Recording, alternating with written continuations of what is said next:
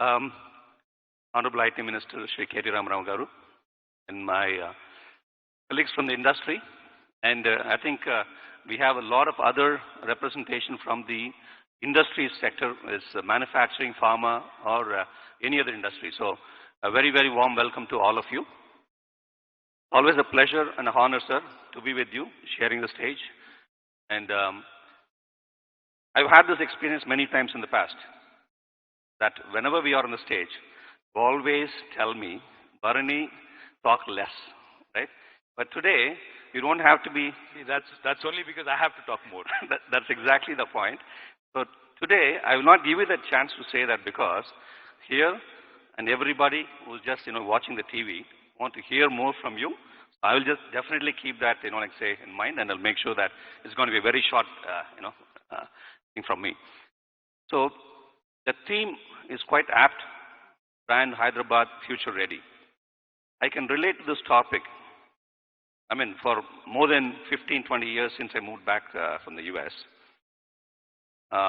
Before we get into the conversation, let me also set a context and share some perspective from HYSIA, the industry body of Hyderabad, in terms of what brand Hyderabad has been and what it is today, particularly during the COVID time.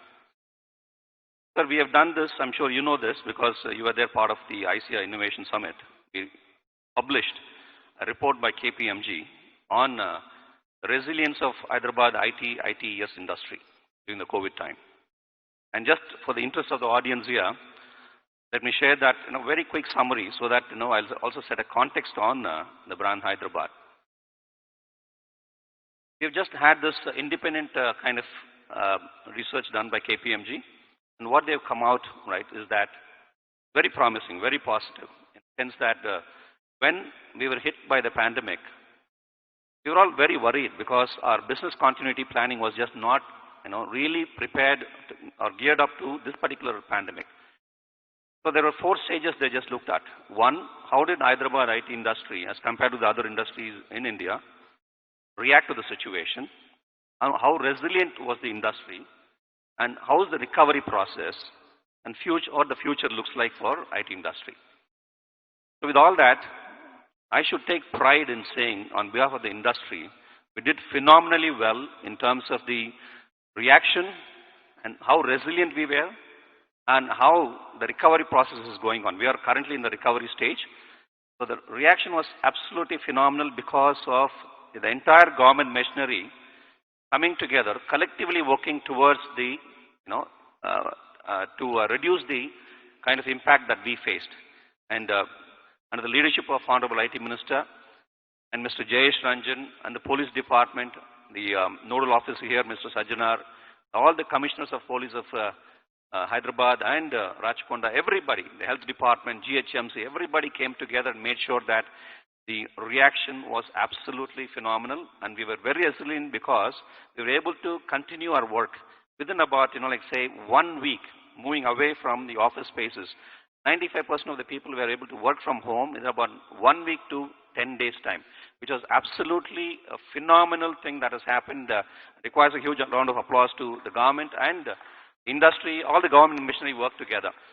So the recovery is also much faster now, because the way we are looking at the recovery is that, as compared to the other cities, we are recovering at almost 1.5 times faster than the other kind of cities or anywhere in the world.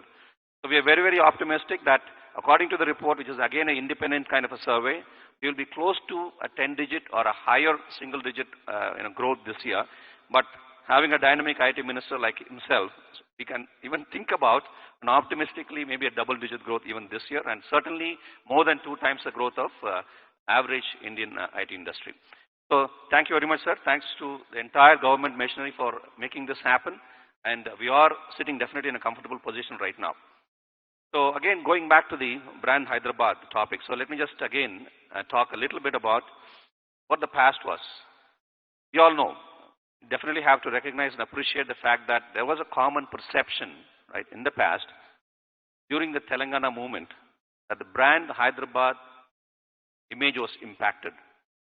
I mean, everybody started deliberating about it those days and all that stuff, right? But once the new state was formed, you see that brand Hyderabad emerging so strong that it is definitely something to reckon with, and absolutely a phenomenal brand Hyderabad that we see today, thanks to the government and all the initiatives that they've taken. And I would like to just ask our Honorable IT Minister that, sir, what is that you have done?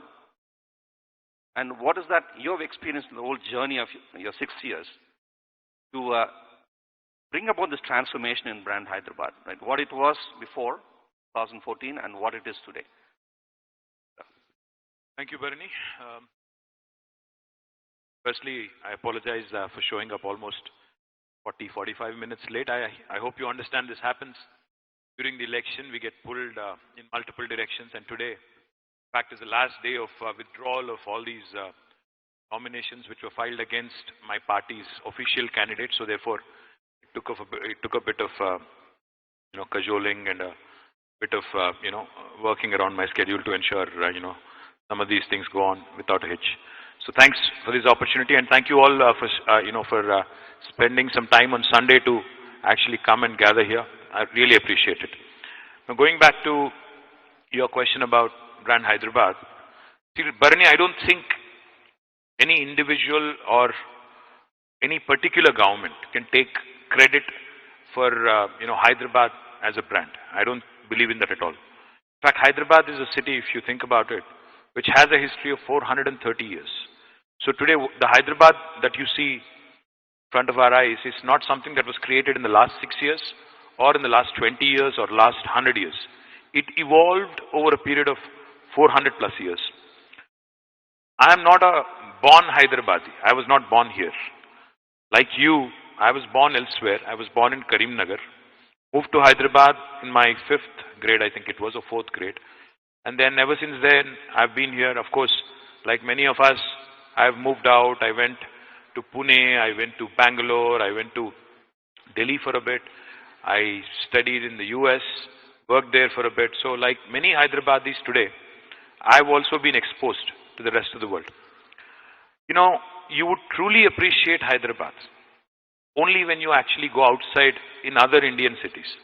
I keep telling a lot of people, what is brand Hyderabad, what is good about Hyderabad, what is really fantastic about our city is, you would only be able to compare and contrast. Say if you go to a Bangalore and feel the traffic there and come back to Hyderabad, you will definitely enjoy the traffic here. But of course, if you only live here, then you will tend to complain that traffic yahan pe bhi kharab ho raha hai. But Hyderabad as a city, in fact, is one of those very, very rare cities in India, which has got both history, culture, heritage, and this new age vibrancy. Very few cities in India have that unique advantage. And geographically, it's in an amazing location. Bang in the middle of the country. Absolutely brilliantly poised, in the sense of no natural disasters, shielded sort of from all natural disasters, such as cyclones, earthquakes, etc., etc. So, and the weather is of course fantastic except for 2 months. I think it's brilliant. So therefore, what really the city needs from a government perspective is just an enabler, just a progressive government which can keep things intact and keep making the infrastructure better and ensure that the law and order, ensure that the progressive policies are taken the center stage. As long as you're able to do that, this city will continue to attract people of all hues and shades from across the world, not just from across India, but from across the world. So our fundamental challenge when we assumed office 6 years ago was to ensure that whatever prejudices, whatever apprehensions people had were taken care of. Like you said, during Telangana agitation, a lot of people had a lot of doubts. Ki kya hoga Hyderabad? Agar TRS government banegi, what will happen? Will they discriminate? Will they in fact discriminate based on region or language or whatever? KTR Garu has shown extraordinary maturity. In fact, right after he assumed office, he said, now our agenda is only development. We fought hard for this state. We fought an intense, agitation for the statehood. Now we no more have any such agendas. Anybody who's made Hyderabad their home is a son of the soil. So therefore, we're going to treat everybody equally and there will not be any discrimination. And today I'm delighted after 6 years that we've delivered in practice. We did not only promise, but we also delivered, and that's why Hyderabad continues to remain an investment magnet. I'll narrate one specific example. Yesterday, in fact, I had met with a group of businessmen in some location in Jubilee Hills, about 50 odd businessmen who were, who invited me for a cup of tea. One of them tells me, he was in Uttar Pradesh 3 days ago, this gentleman. He had some business in Uttar Pradesh and he had an appointment with Uttar Pradesh Chief Secretary. So he gave him time for about 20 minutes. I can name the name, but I wouldn't look nice. So this gentleman, he was sitting with UP Chief Secretary and UP Chief Secretary says, ठीक है तुम्हारा काम बाद में देखते हैं, थोड़ी देर रुक जाओ, पर पहले ये बताओ कि हर इन्वेस्टमेंट हैदराबाद क्यों जा रहा है, क्या हो रहा है वहाँ पे? So this businessman tells him, the UP Chief Secretary. In fact, the UP Chief Secretary apparently elaborated. He said, we have Ghaziabad, we have Noida, we have stability, everything. How come, you are attracting more business? Your city seems to attract more business. This businessman actually took a lot of pride. He was obviously happy being a Hyderabadi. He told the UP Chief Secretary 2 things. Sir, first, we have stability. We have peace. We have law and order. We have a stable government. That's the first thing. And secondly, more importantly, we have able leadership and progressive policies in the form of our Honorable Chief Minister, KTR garu. Now, these 2 things are extremely important from a city's perspective to be able to remain attractive, not only for investments, but also, to attract people of all hues and shades. So, in my humble opinion, Bharani, brand Hyderabad is not built in a day, without a question. I will not, shamelessly take credit that, I've done everything in last 6 years. No. This city has been there much before I was ever born, and this city will be there much after I am gone also. But I do believe that it's our bounden responsibility when we are in government, when we have been given a position conferred by the blessings of the people, that we have to keep it intact if we can, and strengthen it and take it to the next level if we can. I think that's the fundamental thing every government, every public representative needs to, remind himself of. Very well said, sir. Very well said. Thank you. So you talked about the discrimination part, right? I know we went through this, transition from a, combined state after the division, right? A new state. I feel like this is chai pe charcha, man. Well, I don't know where my chai is, but anyway, that's fine. So during this transition, as you rightly said, there was a lot of anxiety, right, in then existing investors. And also people thought that they would be discriminated against and all that stuff, right? But so one of the major challenge you and your government would have faced, right, once you took over in 2014 was that how do we kind of, say, reinstill the confidence in these people? Give them the feeling that, yes, you are very welcome. And eventually they will just become the brand ambassadors of Hyderabad, which they did eventually, right? So I think that's a huge transformation that we saw. But how did you go about, bring that confidence in them? And I think there's more investment coming from such groups, right, who thought there's going to be a huge challenge and, say, anxiety. KTR garu keeps reminding us of one thing. He says, a lot of times industries ministers, IT ministers, trade promotion bodies, we tend to forget one fundamental thing. Pursuit of new investments and new investors, we forget our existing investors. We forget people who've already invested in our state. So he told us one thing. He said, first, take care of your existing investors. If you take really good care of them, they will in fact turn into your biggest brand ambassadors because they have network all over the world.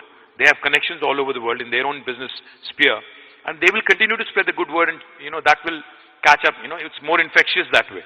So that's the first thing we have done. We actually reached out to all the existing, bodies, FICCI, CII, ICI, etc., had multiple rounds of deliberations on what this government is likely to do, what we promised them, and how we see Hyderabad shaping up in the next few years. One of the things when I said initially, when I assumed office as IT Minister and Industries Minister, was I raised some fundamental questions about why in the IT space, why are we lagging behind Bangalore? What is it that this city is missing? That we need to, get that X factor, chudza as they call it, how do we bring that in? How do we bring in those elements which will make our city also, kind of rock star, which will also get us rock star status. So therefore, we had that very open dialogue, a very informal dialogue with multiple business houses, business groups in Telangana. And therefore, you see, more than 23% of the investment that we got in the last 6 years has come from existing investors.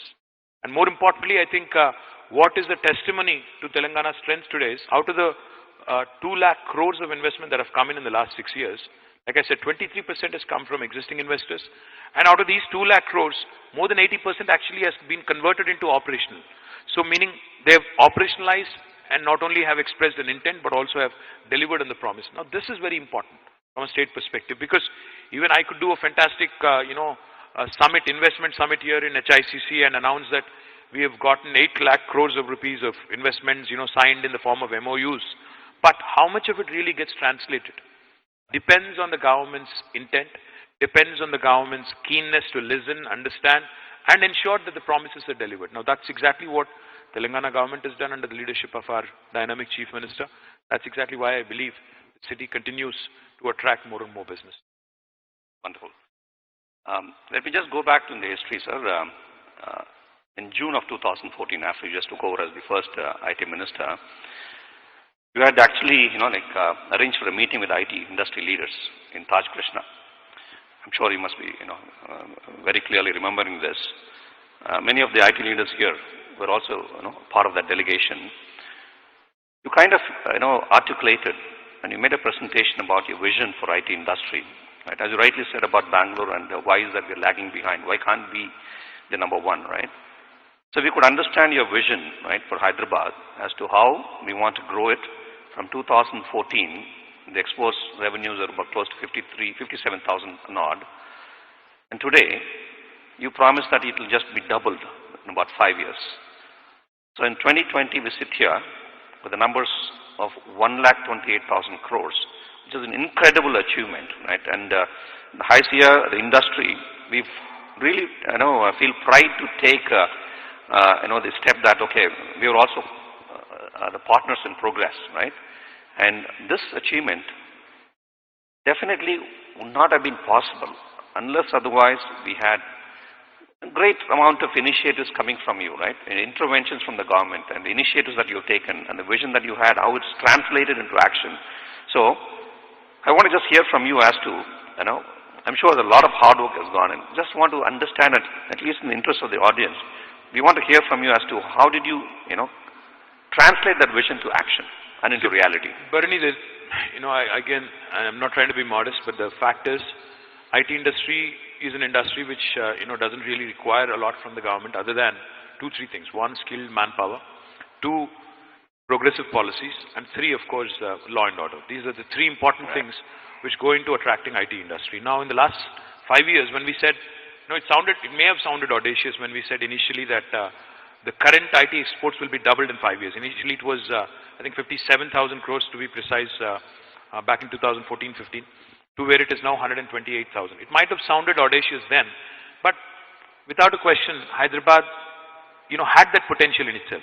And secondly, combine that with your abilities to ensure that Hyderabad is marketed properly on a global stage. Right. Focus on innovation, focus on ensuring that even emerging technologies are harnessed properly here.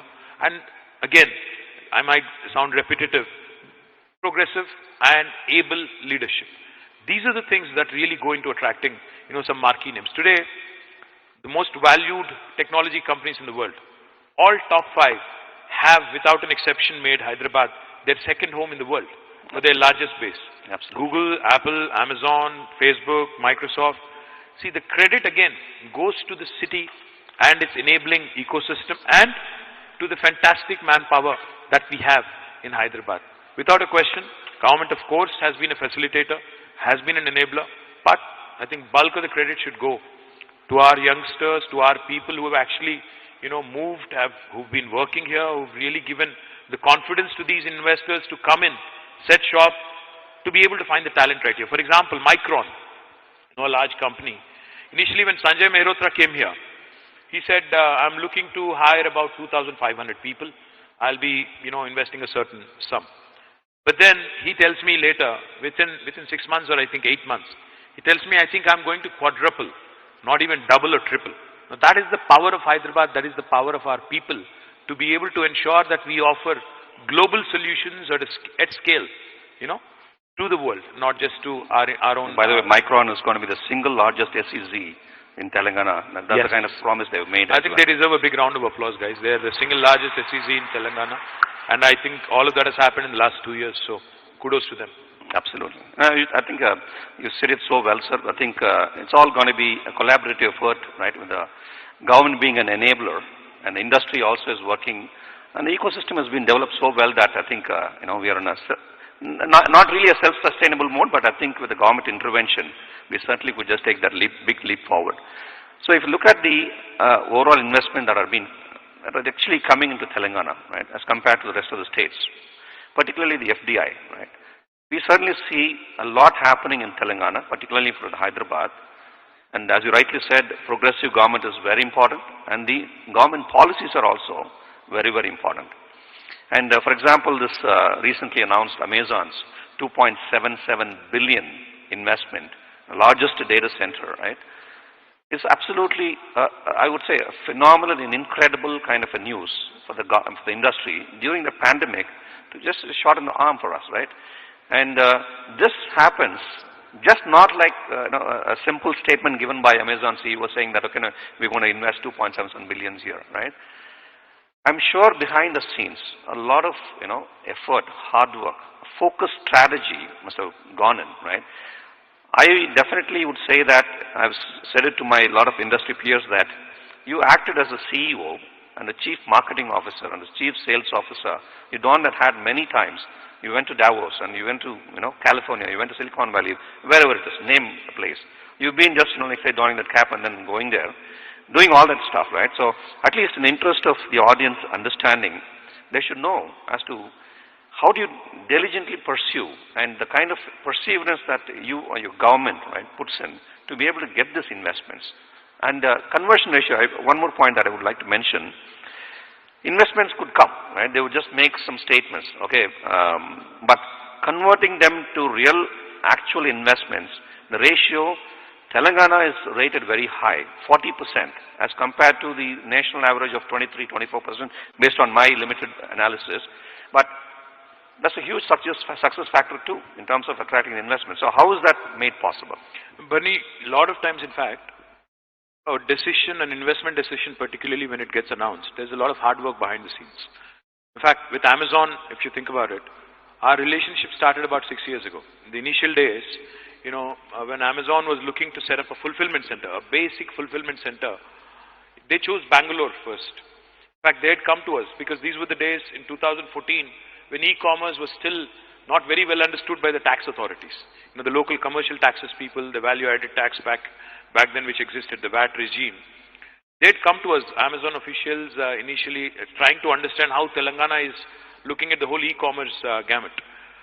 And when we gave them the confidence that Telangana really understands e-commerce and its potential and how we are going to be friendly in terms of, ensuring that our tax authorities, the local state tax authorities, will deal with them, because it's a learning process, So we will work together is what we promised them. Absolutely. They were really, really excited because, they had a tough time in Karnataka, the local tax authority. So when they came to us and when they saw how well Jayesh and the entire team responded, they agreed and they set up their first fulfillment center, the largest fulfillment center in India, back in 2015 in Hyderabad.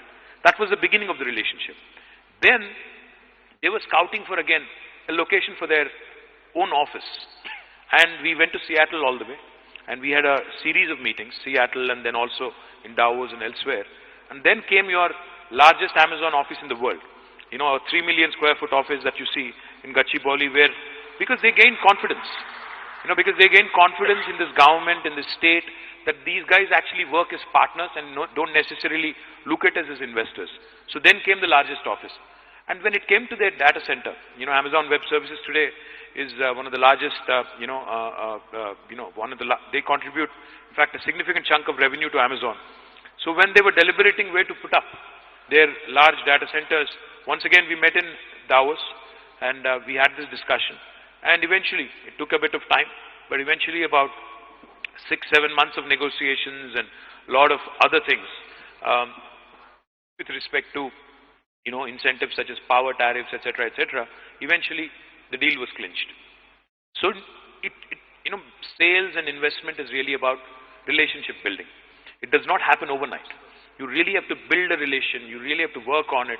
Series of meetings, a lot of wining and dining, and ensuring that they're taken care of properly, and ensuring that there are relationship managers literally to take care of their every need. This is how government of Telangana has worked in the last 6 years. We went out on a limb. We call ourselves a startup state. In fact, I keep telling a lot of my friends that since we are sitting in this ICF forum and since there are a lot of youngsters from the IT industry, I would say independent India's most successful startup is the state of Telangana, without a question. I think in the short span of 6 years, this state has really stabilized, the state has really outdone itself, and the state has really delivered on a number of counts. So that's what I keep telling my friends also, that we operate with the bent of mind of a startup. And the hunger, the passion that you see in not only me, but my colleague ministers, my colleague MLAs, when it comes to protecting the interests of Telangana, is primarily because of one reason. We fought hard for this state. We have a point to prove, not only to ourselves, but also to the people, the naysayers, who said we could not succeed. So therefore, whenever we do, whatever we do it in full, no half measures when it comes to promoting Telangana, when it comes to protecting Telangana's interests. And that's what has, I think, contributed to the success of the state.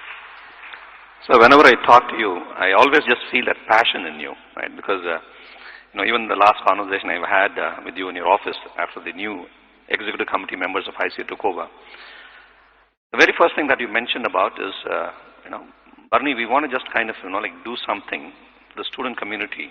We want to create cyber warriors, right? I mean, I can definitely relate to your passion. Every time I talk to you, you come up with some brilliant ideas, and that again just not stays as ideas, but you ensure that that happens. So I can certainly relate to what you said. Telugulo cheppali. Telugulo cheppacha, please. Ante manandari shelf life chala limited. Pudu nenu prastham minister ga unnanu. Everybody's shelf life is very limited.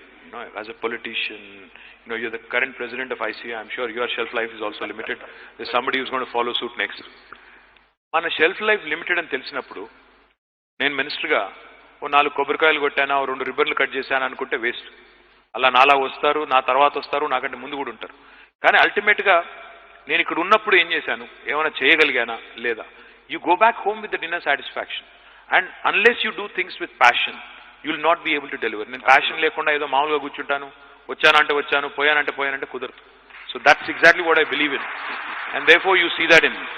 Yeah, I don't know how else we can articulate so well about passion and what drives with passion. So let me move on to the other sectors, sir, because we've been always talking about IT and pharma. I mean, that's what comes in the news most of the time, right? I know that we have seen a significant improvement and growth, again the economic growth happening in IT and pharma industry. So I know that pharma the entire life sciences, in fact. Entire life sciences, including biotechnology and all that stuff. Yeah, absolutely. Thanks for correcting me. And so now, is the government targeting any other sectors? I know we've been hearing a lot, but I just wanted to hear from you, targeting many other sectors wherein we want to just kind of look at major investments coming in the next couple of years, right? And very importantly, just not seeking the investments, but what kind of government policy changes that you are actually doing and even anticipating to do to be able to attract these investments on a sustainable manner. Bernie, one of the things I'm excited about for the next decade really is, besides the two usual suspects, IT and life sciences, where Telangana continues to remain a leader, I'm excited about electronics and electric vehicles. In fact, I'm very, very upbeat that Telangana could truly be the electric vehicle hub for the entire country, because I see that as a way forward. ఎందుకంటే నాకు ఒక friend ఈ మధ్యన ఒక మంచి మాట చెప్పారు. He said the 3 Ds that are going to dominate our country in the next few decades is digitize, decarbonize and decentralize. These 3 Ds. ఈ 3 కనుక మనం కరెక్ట్గా టార్గెట్ చేయగలిగితే, so if you talk about decarbonize, you have so much opportunity in clean tech. Clean tech lo niku electric vehicles undi, electronics undi, there are so many other facets that can be targeted, because the world is now, after corona and this pandemic, everybody is conscious of health. So therefore, health patla inta conscious periginappudu pollution taggali, leda cities clean ga undali, air quality better ga undali annappudu, electric vehicles are the way forward. And I do believe Hyderabad has in it to be able to attract a lot of this particular segment. We already have 3 large investors who have already signed with us. One is a company called Electra, another one is a company called Mitra. ఇంకా చాలా 2-wheelers, 3-wheelers వాళ్ళు కూడా మన EV policy launch చేసినప్పుడు దాదాపు మొదటి రోజే more than 3,000 plus crores of investment మనం sign చేయగలిగాం. Now that has to be operationalized. That's one segment I'm very excited about. Second segment I'm very excited also about is food processing. Food processing lo Telangana is now more than surplus. So therefore I believe now Telangana can, cater to the needs of other states. We can actually, start talking of how to process, how to ensure that this processed food again is something that can be done at a global standard and be exported, to outside of India as well. Chala potential undi, and I do believe, in fact, not only in Hyderabad but also in areas outside, even in the districts, food processing sector will really prosper. My Honorable Chief Minister, in fact, has come out with an idea called as special food processing zones, like how we have SEZs for IT. Similarly, a special food processing zone in many districts are being planned now, and I am very upbeat that this will attract large investments in food processing. The other sectors, again, I am looking at, with great deal of enthusiasm. Textiles is another sector. Today, if you look at Indian textile scenario, we only contribute 4% to the world textiles. Bangladesh contributes 8% to the world textiles and garments. Therefore, again, the opportunity is huge. Today, we have in Warangal, India's largest textile park. We already have, again, some marquee names that have come in. A company called Youngwon from Korea has signed up to invest about 1,000 crores there. And they are going to set up 8 factories, providing 12,000 employment to 12,000 people. Now, this is another sector which I believe, because it's never going to go out of fashion. People are going to continue to wear clothes, hopefully, and ensure that new trends and new fashions, we don't know, man. I mean, things change. But I hope it will continue that way. So, therefore, again, another sector I'm upbeat about is textiles. And again, another very important sector is logistics. Hyderabad, being bang in the middle of the country, has a unique value proposition to offer to the rest of the country. As manufacturing activity picks up, you need logistic bases, and Hyderabad offers that unique position. So, logistics, electronics, food processing, textiles, besides life sciences and IT, I think these are the sectors I would look forward to the next decade or so. Another sector, sir, I'm sure it's very close to you as well, is the aerospace defense. Right? So, I have a background in the aerospace engineering from my US life, and we used to bring some very qualified manufacturing engineers, right, to the Sikorsky, Tata Aerospace, Tasso facility, because the kind of experienced manpower was lacking here, so we just had to bring them and train our folks here. When we looked at this Adi Butler about just a decade ago, and now the transformation that has taken place with Lockheed Martins of the world, Boeing of the world, UTCs of the world, I think it's going through a huge, transformation. And I know again Bangalore is claiming to be the aerospace hub now, but I'm sure you already have a vision towards making Hyderabad, right, Adi Butler, as the aerospace hub. So you want to just say something about that? Well, for those of you who don't know, I think Hyderabad is the place where the United States President's helicopter cabin is also manufactured. Sikorsky manufactures the helicopter cabins here. Yes, 92. Yes, 92 helicopter cabins. Since you're the aerospace guy, you know all about it. I don't know who the current President of the United States is, though. Do you know it? I don't know. President Trump, President Biden, I don't know. But his helicopter is manufactured here.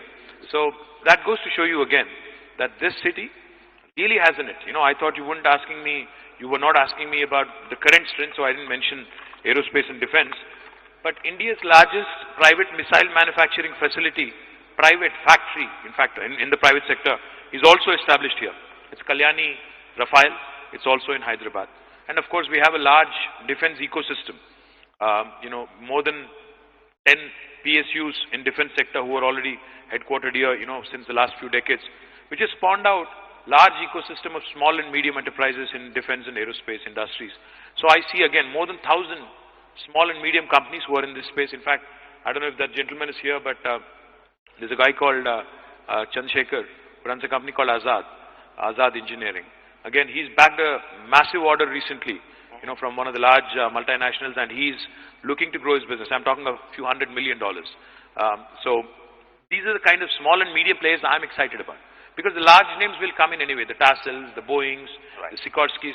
But what really goes into building a city's or a state's ecosystem is the small and medium players. As long as they are there, as long as they continue to get these orders, the city will continue to grow. I am excited about the fact that there is an inherent, innate strength in Hyderabad's ecosystem, which will continue to create more and more small and medium entrepreneurs. And therefore, of course, aerospace and defense is another sector which I would be remiss not to, thank and, kind of compliment about. Absolutely, sir. Well said. And I think to that point, MTAR, another organization, recently, they just, it was a proud moment for all of us, right? Because some of the critical components that went into some of the satellites which was launched recently, MTAR had supplied some of them. So it's a very proud moment for us when it goes from Hyderabad to... Well, even the French nuclear submarine, Scorpion, yes, 30% of the components are made here. Made here. So lots of things, I can go on and on about. Absolutely. We can have a fascinating conversation another day when there is no election around. So you did talk about the electronics industry and electronics industry. Elections gurinchi adagava. You're going on and on about industry and IT. Come on, man. I need to ask people to vote for me also. I'm doing good work. Please vote. That is what I'm going to ask. I'm not going to beat around the bush, Well, I always keep the best towards the last, sir. Anyway, I think it's all very important for everybody to be able to understand, appreciate, and take the informed decision to vote. So that's very important too. So electronics and the high-tech manufacturing, this is another huge area. I think you already alluded to that point. And I think that's going to be also creating a lot of economic growth out there. And very importantly, employment opportunities. And today, I think all the parents who are watching, the student community who are watching this program, right? They always have that tendency to do computer sciences. So with all these different sectors that are growing, how do you see that, like say, or what kind of advice you want to give to the student or to the parents that they should look at alternative educational streams, maybe electronics, right, or manufacturing, right, all the automobile, right, all those different areas of pharma, life sciences courses. I think that's very important. I know that you have an organization called TASK, how that is supplementing the overall strategy in terms of creating employment-ready youth in all different sectors. Bernie, one thing I'd say is, in fact, the mindset, the psychology of Indian parents. When I was growing up, I was, all my peers included, we were given only two choices. Either you could be a doctor or an engineer. In fact, my father, pushed me to be an Indian Administrative Services officer, a UPSC officer, but I didn't choose that route. In fact, I ended up somewhere else. But fact is, the choice in India had been limited, but it's not the case anymore, I feel. Because, I see parents, in fact, encouraging their kids in sports. In fact, I see some of these young parents who actually are pushing their kids into things other than academics and saying, you should continue to pursue your dreams and talent, what is innate and inherent. So, I see the trend changing. So, therefore, I believe that not only in sciences, the STEM as they call it, science, technology, engineering and math, there are a lot of other areas where Hyderabad, where Telangana, where India can actually make its presence felt. Because now, healthcare is another very important sector where I believe, like how India went through a revolution from the late 90s until, which is currently also underway in IT, I believe healthcare also will hold center stage for at least the next 1 decade or more. The reason why I believe that is because governments today, after having been woefully exposed, with the lack of adequate medical infrastructure across the world. I'm not talking only Telangana, I'm not talking only India. Prapancha Vyaptanga, medical infrastructure takko undi saripada ledu ani ardhamain tarvata, I think governments have no choice now but to invest in healthcare. So therefore there are a lot of opportunities also in healthcare. So if I am to appeal to the parents, I would say, please look at all the emerging technologies. Please look at ensuring that your child's interests and the opportunities, there is a good marriage between the two of them, because he would be very unhappy if you push him into something, that he or she would not like. So therefore, I would say the governments are ready to come out with policies and attract investments in sectors of all, of various hues and shades. So therefore, encourage your children to really follow their heart, to dabble in whatever they want to do, not only science or not only engineering, not only math, you have to start looking beyond these things. You could look at other spheres, in fact humanities, liberal arts, because there are some fantastic universities like Ashoka, etc., who are coming up. You know, public policy is a fantastic subject again, and there are plenty of opportunities there too. So I would really encourage that. And secondly, going back to, you know, those parents who would still want their children to be in sciences and math, I would say I think the key is to survive in pandemics, in recessions, in slowdowns is skill, upskill, reskill. There's no substitute for this. Unless you focus on these three, and unless you are adequately prepared, you'll not be able to find a job. And for those of you who want to dabble in your own pursuits, entrepreneurial ideas, there are the T-hubs, V-hubs, and then there are a lot of other opportunities out there where you can be a job creator yourself. You know, that platform, that kind of zeal, that kind of funding opportunities, that kind of mentorship is now available in India. Absolutely. So don't stifle your children. Don't, confine them to, don't live vicariously, don't live your dreams vicariously through them. There's a lot of people, I think Bharani surely wanted to be a pilot or something. He could not be that, so he'll push his children to that. That's a terrible idea. Absolutely. So therefore, don't stifle them, don't live vicariously through them is what I would say. Absolutely. Sir,